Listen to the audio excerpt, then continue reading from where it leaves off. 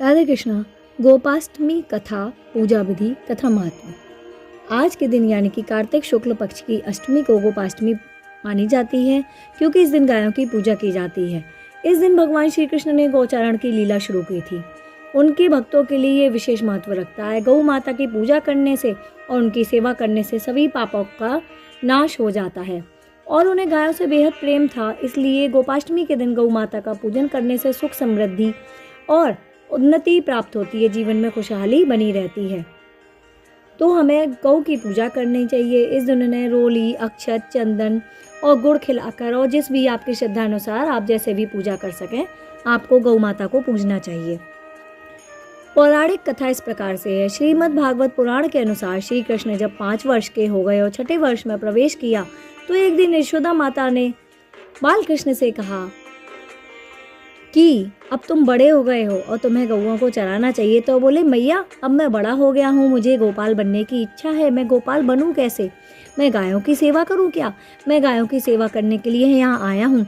यशोदा जी समझाती हैं कि बेटा, तुम शुभ मुहूर्त में गोपाल बनाऊंगी। तो मैं बातें हो रही थी, तभी उसी समय शांडिल्य ऋषि वहाँ आ गए और भगवान कृष्ण की जन्मपत्री देखकर कार्तिक शुक्ल पक्ष अष्टमी तिथि को गौचारण का मुहूर्त निकाला। बाल कृष्ण बहुत खुश होकर अपनी माता के हृदय से लग गए और अपनी यशोदा माता ने अपने कान्हा का श्रृंगार कर दिया। जैसे ही पैरों में जूतियां पहनने लगे तो बाल कृष्ण ने मना कर दिया और कहने लगे, मैया यदि मेरी गाय जूते नहीं पहनती तो मैं कैसे पहन सकता हूँ? और नंगे पैर में ग्वाल बाल और मित्रों के साथ गौओं को चराने के लिए वृंदावन जाने लगे और अपने चरणों से वृंदावन की रज को अत्यंत पावन करते हुए आगे आगे गौएं और उनके पीछे पीछे बांसुरी बजाते हुए श्याम सुंदर बलराम ग्वालवाल तालवल में गौचारण की लीला करने लगे।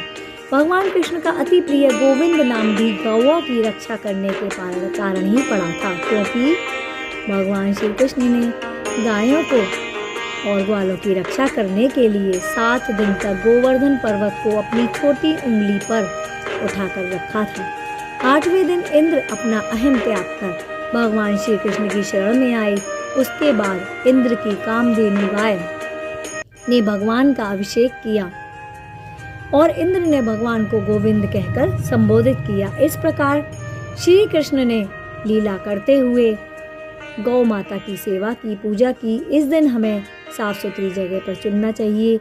गौ माता को फूल पुष्प समर्पित करने चाहिए। दीपक धूप से उनका पूजन करना चाहिए। उन्हें हरा चारा, फल और रोटी खिला सकते हैं आप और उनकी विधि विधान से पूजन कर सकते हैं। सनातन धर्म में गोपाष्टमी का पर्व बहुत ही धार्मिक तरीके से मनाया जाता है। यह दिन भगवान श्री कृष्ण की पूजा के लिए समर्पित है। इस दिन लोग दिन भर गायों और बछड़ों की पूजा करते हैं, उनकी रक्षा करते हैं, क्योंकि वे भगवान कृष्ण को बेहद प्रिय हैं। यह दिन मुख्य रूप से मथुरा वृंदावन में मनाया जाता है, किंतु अब संपूर्ण भारतवर्ष में इस व्रत की बहुत ही महानता है। गोपाष्टमी के दिन आप गायों को भोजन खिला सकते हैं, उनकी सेवा कर सकते हैं और गौ माता की विधिवत पूजा करने का महत्व तो अवश्य है, क्योंकि इससे साधक की सभी मनोकामनाएं पूर्ण होती हैं। कई लोग पूछ रहे थे गोपाष्टमी की पूजा कैसे करें।